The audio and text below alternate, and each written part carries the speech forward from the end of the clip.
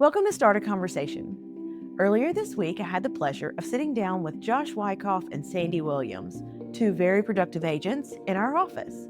Josh has been with us several years and has taken many strides in his career.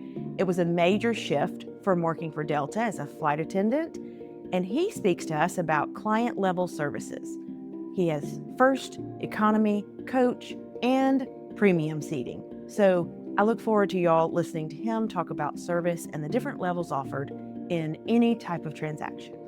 And with Sandi Williams, who's been a top producer for a number of years with our company, she talks about how relationships truly build her real estate business. I look forward to you hearing from both of them, so let's start a conversation.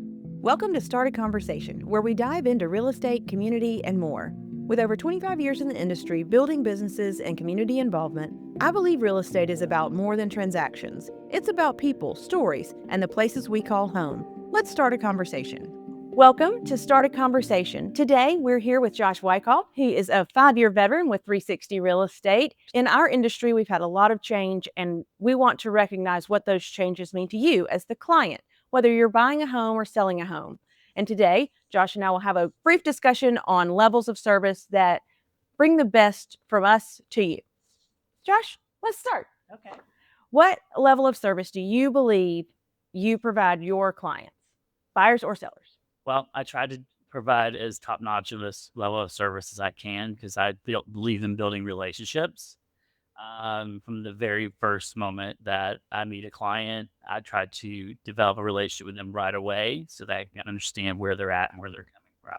The level of training that you receive at Delta is about, the customer and the customer experience. Richard Anderson, who was the former CEO of Delta Airlines, was on my flight one time. And I asked him what was the secret to our business. And he said to me, he said, Josh, it's very easy to get someone to try your product once. It's getting them to come back a second time and a third time and so on. That is the secret to success. And such a huge deal in this industry as well. A lot of people talk about the Chick-fil-A level of service, and that is you're coming back and everybody's really nice. But this is relationship building. This is trust. This is a large investment for both clients, whether they're selling or buying. It's just a big deal, a change of life for both parties. Exactly. They get the Same way on the airplane. Everyone who gets on an airplane is going somewhere, and that is something that we were always trained to know. Either they're going to a funeral or they're going to a wedding or a job interview. You have to keep in mind that everyone was there for a reason. It's the same way with our clients. They're all here for a reason, right. whether they're a buyer or they're a seller. Right. From an estate that they're having to get rid of or do something with to they're very excited to bring their new student to Auburn, right? I do feel like there's other options and levels, but still giving the best service. What do you think? Well, I believe that, I always ask my clients, do they want a first-class service? Going back to the airline topic. I love they want that. a first-class service or a coach service. And what a first-class service encompasses is they get my full attention. They get my full array of services that I offer. They're looking for just a coach service, then they're not going to get the attention that they want necessarily, or that they may feel like they deserve. Absolutely. Absolutely. And they might not know that initially, right? They may not know that. They may sign up for coach and be like, nope, this is harder than I thought, and I want to sign up for first I want class. to pick my seat. Yes. I want to pick my seat. I love that. I love it. So what else does that involve? So we do a lot of fiduciary responsibility, and that's to anybody, no matter the level of client relationships we have with them. But talk about some different services you do provide at both levels.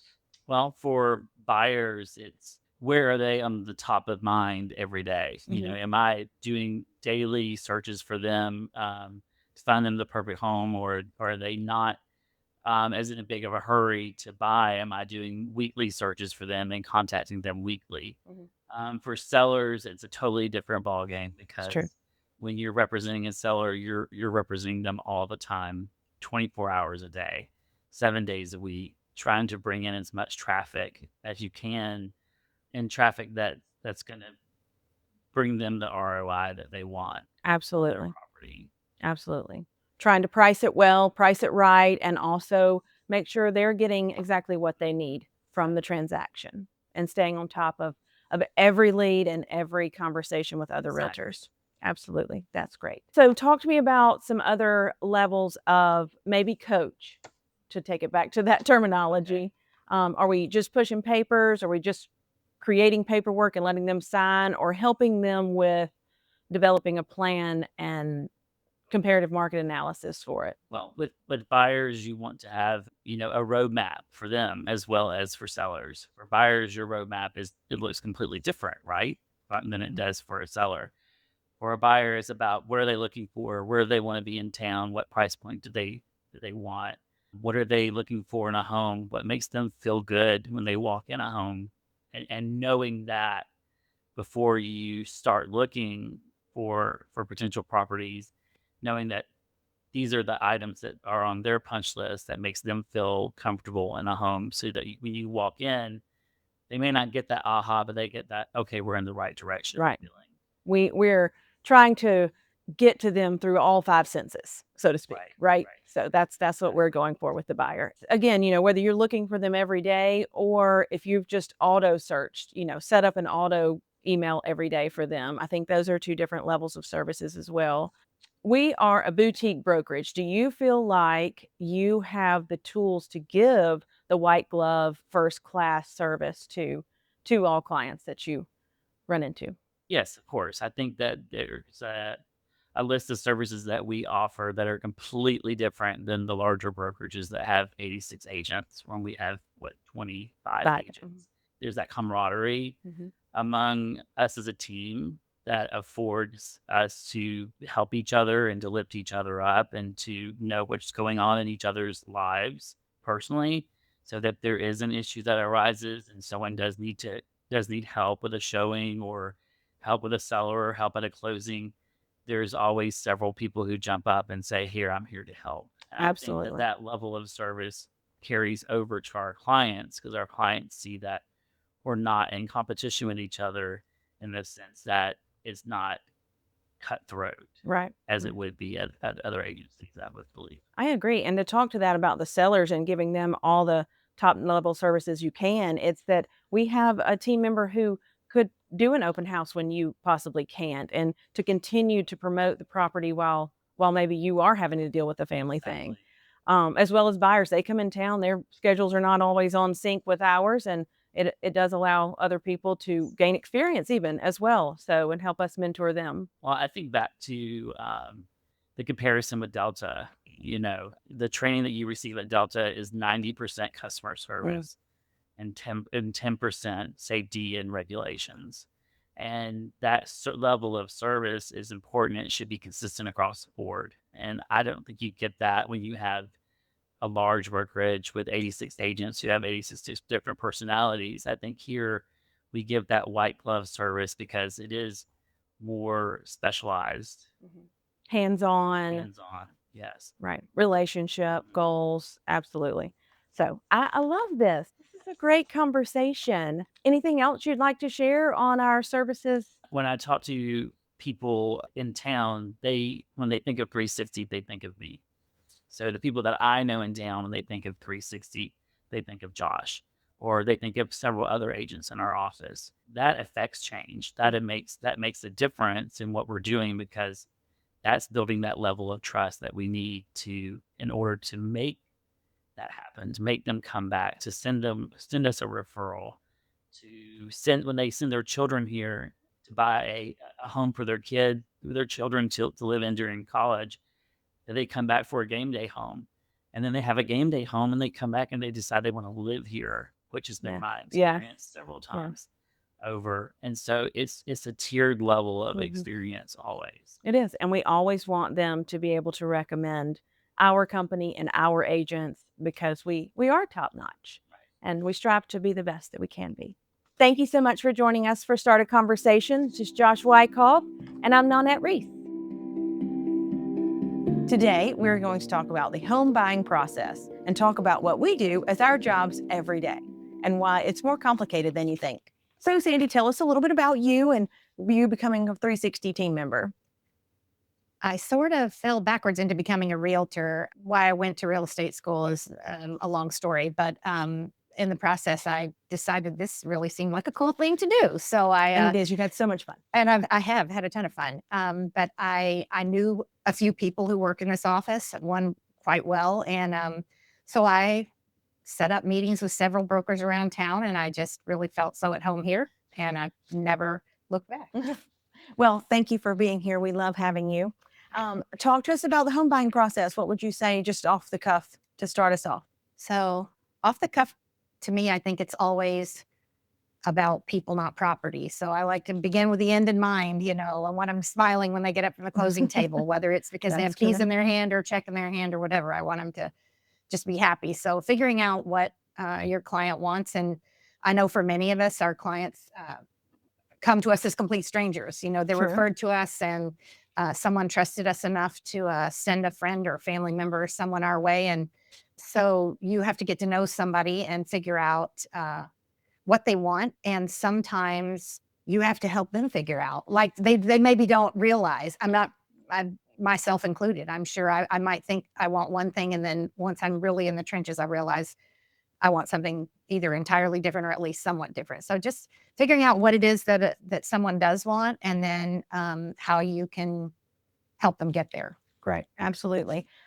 There are some questions that, as an industry, they think we should ask to try and help with that. Mhm. Do you have some of those that you keep in your back pocket for each transaction or buying process? Sure, past the why and the what you want, you need to know budget. It's not always comfortable to talk about money, but you don't want to send especially a brand new client or potentially a first time home buyer, a bunch of listings that they're not even qualified for. So, so you want to know budget, and in some cases that involves helping somebody figure out what they're Right. qualified for. So helping them Absolutely. through the process of getting pre-approved or pre-qualified, finding a lender they're comfortable with, finding a product they're comfortable with, encouraging them to, make a good business decision. But to get to know that part of the process well enough so they feel comfortable with whomever's guiding them on the money side of it if they are seeking financing. And that's true. And you can talk about that just from a market, because they may come to us and say, I want 3 acres and a 3,000 square foot house, and not realize that that's going to possibly have 2 commas in it in our market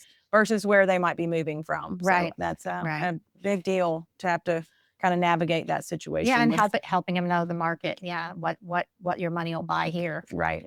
Do you find that the buyers are a little different in moving here, residential minded to live, work, and play here, versus the investors and condo seeking for, our university sports or athletics or Sure. And I think that also goes back to the why. Why are you buying? Why are you buying? Are you buying to make money? Very different than, although I try to make sure everyone's always considering resale, because Right. you eventually typically do sell whatever you buy. True. But yeah, someone moving here to live is going to have very different goals than somebody who's investing in property here to make money. Right. Are those conversations different to you? Like, do you handle those? Sure, Do they? sure. One, I think, is one's going to even start out being a lot of numbers, and the other's going to start out being more words and feelings. I love that. So, having done this, I think coming from the world of development, I think that is a little bit different. A third party option to this too. It's all numbers and no feelings. It's what does the bottom line look like? Can you get it on the ground and the way you want it to look, and be happy with the product, finished product that the buyer you're going to supply us with is ready, willing, and able to make that purchase. So, and I love that. There's a lot to be said for it to be a very important business deal, but business deal nonetheless, Right. than a real emotional, sometimes roller coaster experience can be, from the general public who find us, and then we create and grow those relationships. Yeah.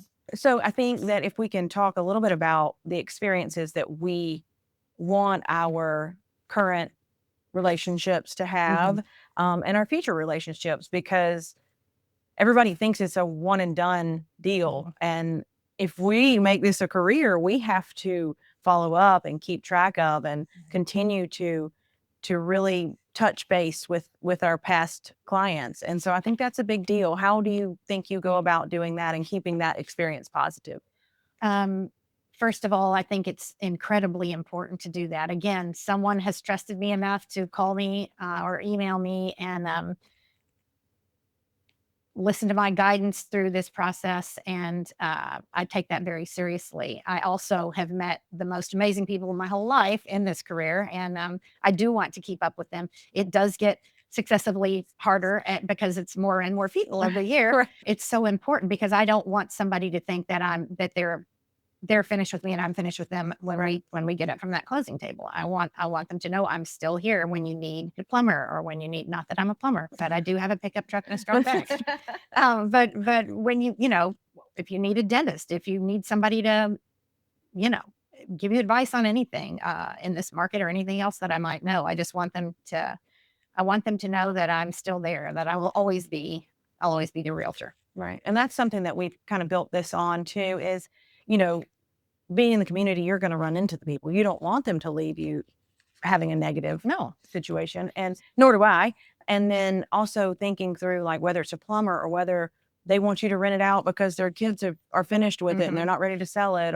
And I think that having this team in place that we do and the sister company of 360 Management is just a great, nice circle to bring it all back so that we do have the option to continue to have these relationships in the future. That's huge. And it is, you don't want to start out the conversation telling folks that this is going to be a roller coaster, but to some degree, whether it's low rolls or big ones, there will be challenges throughout the process. It almost never goes smoothly beginning to end.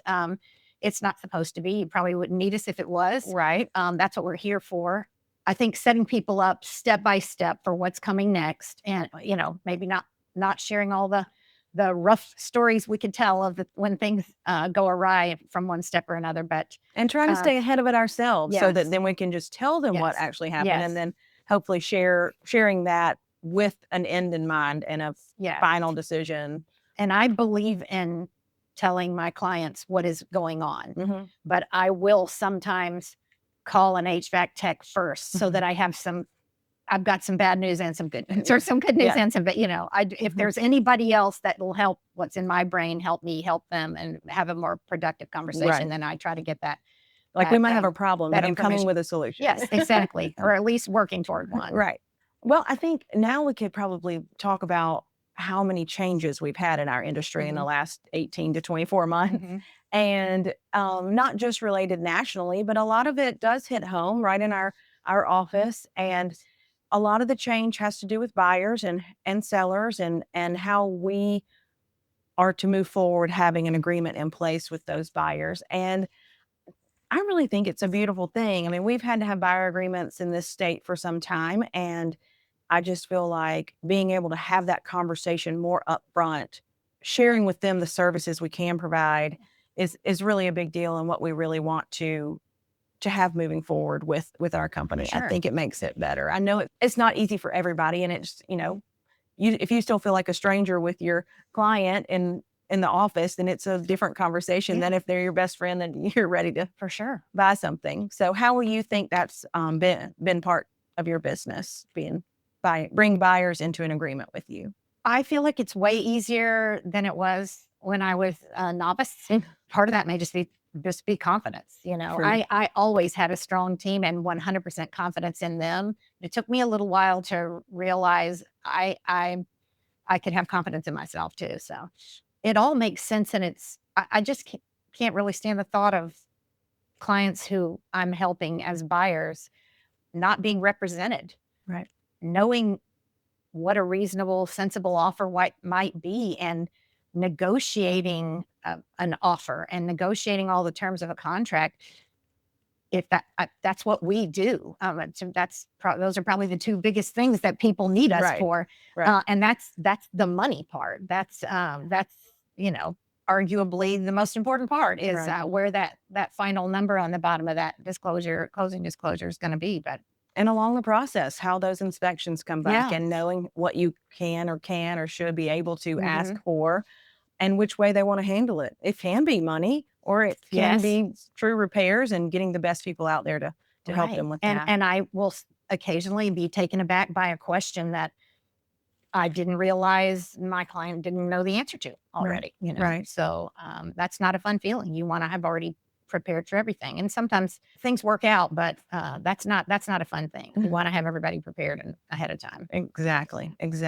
I think that's a great answer to that question. Do you feel like negotiations have been harder in the last 5 years or easier in the last 5 years? A little bit of both, because in the last 5 years, I've gotten a lot more experience than I had the first year. Yes. But we also went through COVID. We did. And that was It changed a wild lot of ride. things. Some of them have changed back. A lot of things about the world and our country and everything have caused, part of our roller coaster. And it's not, it's just the way things are. They're never meant to be in a straight line. correct. That's what we're here to solve problems. Where if Mhm. everything, if it were steps 1 through 5 and cut and dried, there'd be no need for us. But it's absolutely not that way. Right. And I remember hearing when it was a wild ride during the market through COVID, was that, oh, you didn't need representation, it was fine. And I'm like, but I think it's harder going through multiple offers with a seller, and then it is just trying to navigate a current buyer with a single property and a single seller. For sure. If you're in competition, and you usually do know, it's a completely different ballgame. Mhm. All the rules change. Your numbers change, everything. And again, that's central to everything. Right. And we had, we'd have people miss out on 2 or 3 or 4 houses at a time until Yeah. they could find exactly what they were looking for or were okay with purchasing at that time too. Yeah. And now, today, we have those buyers from 5 years ago who have the 2 or 3% interest rates and who are like, I don't want to lose this rate. And so we have management. They're like, well, I can get another house, but I want to keep this one because the 2% interest rate. Okay. So it's just been a neat shift to see happen. It has been. So I still think it's important for representation to help negotiation, no matter whether it's multiple offer situation or really just being there to provide assistance to navigate our market specifically. Right. So I think it's huge. So Sandy, one more question for us. Okay. So talk to us about maybe a really difficult buyer situation or two. Okay. I'm thinking of a buyer client I have, and we closed close to 2 years ago on new construction. And there were some bumps in the road there with some things that had to be repaired or redone or so forth leading up to it. And in our area, anything to do with water is never a small problem. So this was like drainage issues and things like that, which were remediated. There were a few things that the builder wasn't finished with yet that were to be done afterwards. And of course, the builder warranty was in place, but my clients have continued to have a lot of struggles with that. And so we're still 2 years later trying to find, and they're trying to be as fair as they can, but at the same time, they can't. There have been significant issues with sewer and water leaks and drainage and mold and all sorts of things, like just a plethora of rough issues that they're dealing with. So And your job really doesn't end at the closing table. It doesn't. No, I still consider this my problem to help with, and asking you what to do on many occasions. Right. When it's something that we haven't dealt with before, and taking it to like levels of governance, or where do we go when we can't get what's fair or satisfactory done? What's our next step? And right, because the water's not stopping. it's not. It's going to keep raining. Yes. And there is a solution, and it is in this case the builder's responsibility to take care of it. So yeah, we'll get it taken care of. That's right. But it's been a challenge. Yeah. That is a good story. It talks about not only are you dealing with the current closing at hand, but now post-closing issues. And that's why you do such a great job, for sure. Thanks for joining me on Start a Conversation. I hope today's discussion gave you insight, inspiration, or simply a new perspective on real estate, community, and the stories that connect us. If you enjoyed this episode, please be sure to subscribe and share it with a friend. Until next time, let's keep the conversation going.